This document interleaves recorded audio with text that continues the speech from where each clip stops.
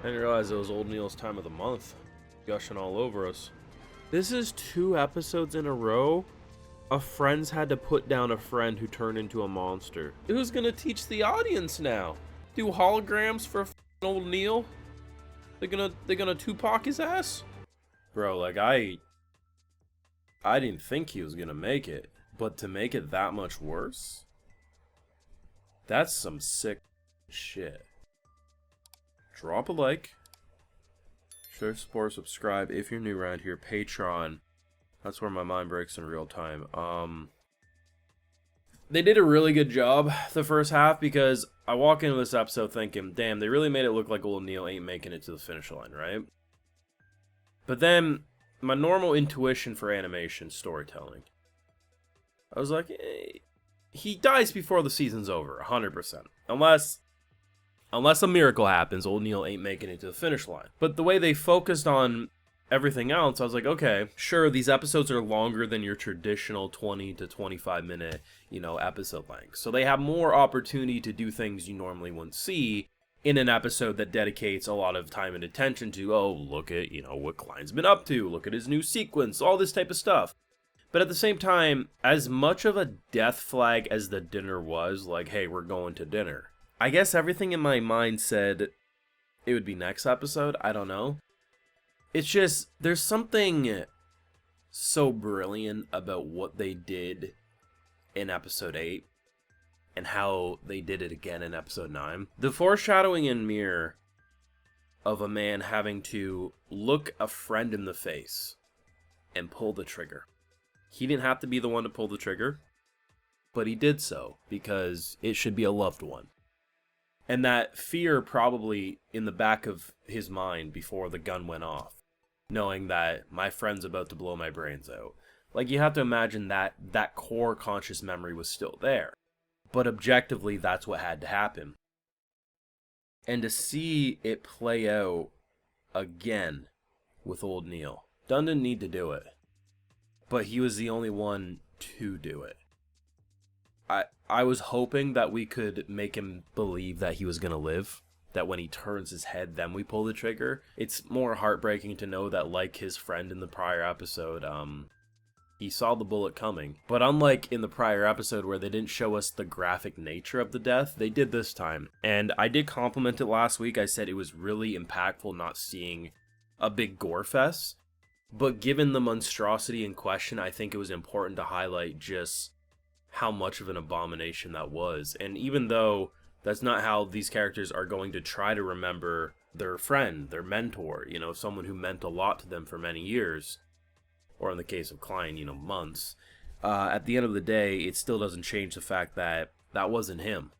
That, if anything, he's been long dead in a way, because I think what really touches me about the whole thing is that it's very easy to say, put in his shoes, we wouldn't have done this, right? But, I don't know, maybe you're all better people than me, I don't know. But if I'm in a world with magic, I've always thought this, whether it's video games, books, movies, whatever. Usually it's necromancy, right? Like, that's how they highlight it. But if they're, like, I don't care how taboo people call it in that world. Whatever world it is. If I think there's a way to bring back a loved one that matters deeply to me, I would do it. Now, depending on the circumstances and how much I know, if it truly got to a point where I was like, they ain't gonna come back as they are, then I wouldn't do it. But if the case is, I might cause Armageddon or I get my loved one back, we gonna roll the dice. Maybe the world ends. I don't care. So the idea of a man who never moved on from his lover, wanting to make her a body that wouldn't age, that she could put the soul back into, I respect it, I do. Did it fail? Yes. But do I blame him? No. And that scene of them trying to go into the home, being like, hey, it's dinner time, you were the one who said this. I can't. Okay, let us just check. We won't touch anything, let us just see. And once we finally got him to show us what it was just, I don't even know how to describe the imagery. It feels like a lot of horror games I played where you just walk through like a mansion or a building and it's just covered in like mucus and blood and guts and like weird mutated bullshit. Like it was, I can only imagine what the smell was like in there. Thank God smell-o-vision isn't a thing, because you know damn well it would have stank like hell. But the fact that, as gross, as monstrous as it all was, at no point did I look at him and say, damn, old Neil really f***ed up, or he really did a bad thing. I thought to myself, damn, imagine dedicating your life to just try to find a way to bring her back.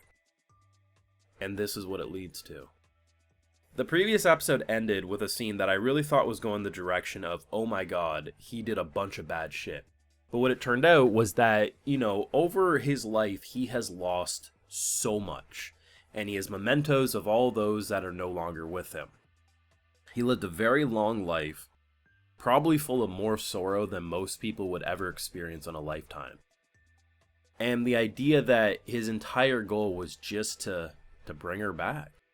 And I love that scene when, I think it's Dunn who's walking up the stairs. He says, I've never hurt anyone. I'm the only one who ever suffers. And truthfully, I believe that. Now granted, if we would have let him be as he was, he probably would have hurt people. Not because he wanted to, but because he would have lost control. But to get to that level of, like, it's not, like, where it gets evil is when you look at human test subjects or animal test subjects and you say, you know, their sacrifice is going to bring her back. That's when it's evil.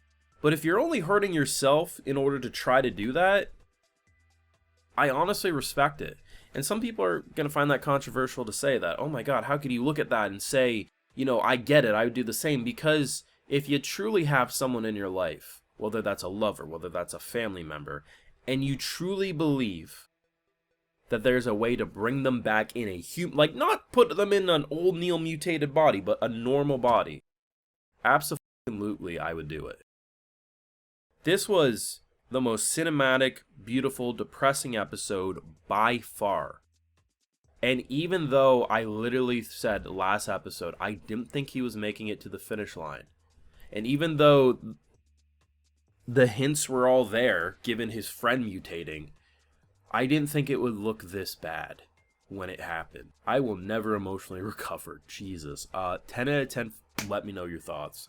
Drop a like if you enjoyed, subscribe if you're new around. Your Patreon is, of course, where you catch my full live reactions and other exclusives, like I give video shoutouts to my patrons. So today we got Just a Micro, Lorena Frazier, Daniel, Leon Chow, Marcus Rugerts, Elias Cortez, Jose Raffo Caster, Sar, and we also have Azurl. So I appreciate the support, everyone. Please take care. You'll have a good one.